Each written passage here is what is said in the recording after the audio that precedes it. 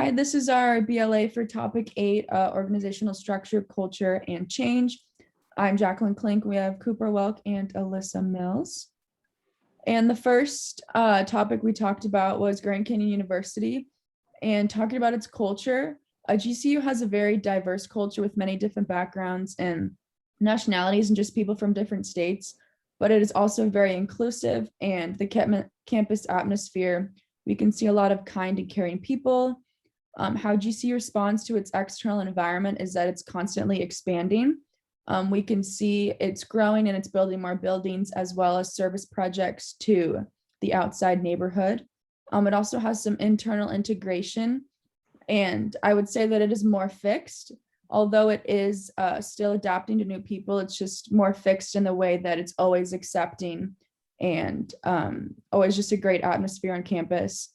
There aren't really any drastic subcultures other than maybe different majors, like nurses and business majors are going to have their own little group because of similar schedules, similar hobbies, things like that, as well as all of our sports teams are spending a lot of time together. So that could be a subculture. And lastly, there's not really also drastic countercultures, except for anyone maybe with a closed worldview. Although GCU is still accepting of those people, it is just different than what GCU gives off, but it's still cool that they have the opportunity to be able to share personally the Christian worldview with these type of people.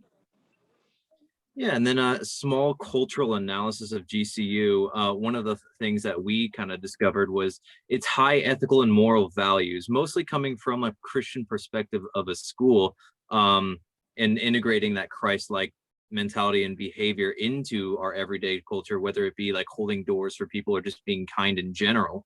But also it's very community driven as well.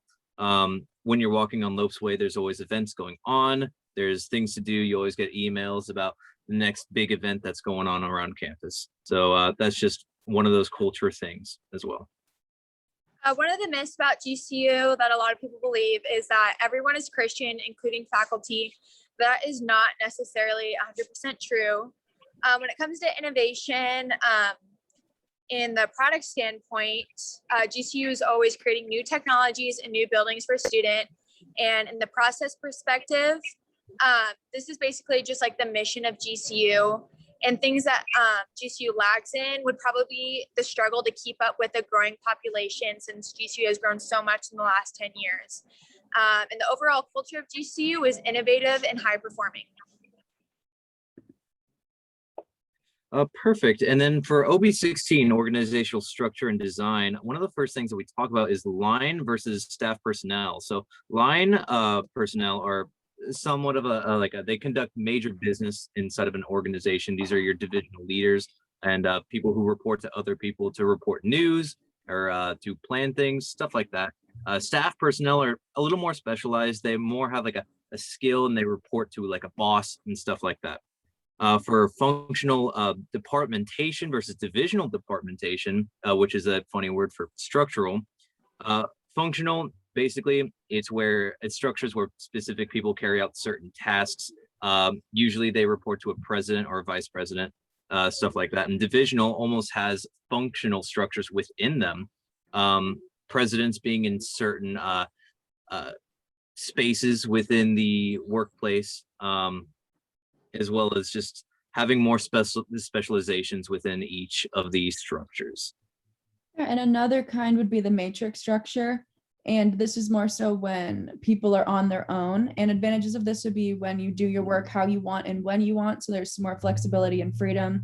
But some disadvantages that could come with that is conflicts between manager and team leader, because this is more individually oriented. If there's any clashes or disagreements, it may be a little harder to come to a conclusion. Then we have the Thompson and Woodward's views of technology. And in the first category, we have the small batch, which is like things made for very specific people with lots of specialization. Then we have the second category, which is mass production. And that's like cars, which have some specialization, but for the most part are pretty similar. And then for the third category, we have continuous process manufacturing, which is just like food, it's like everything. And then we have mechanistic versus organic bureaucracies. We have vertical specialization and control. And then for organic, we have horizontal specialization.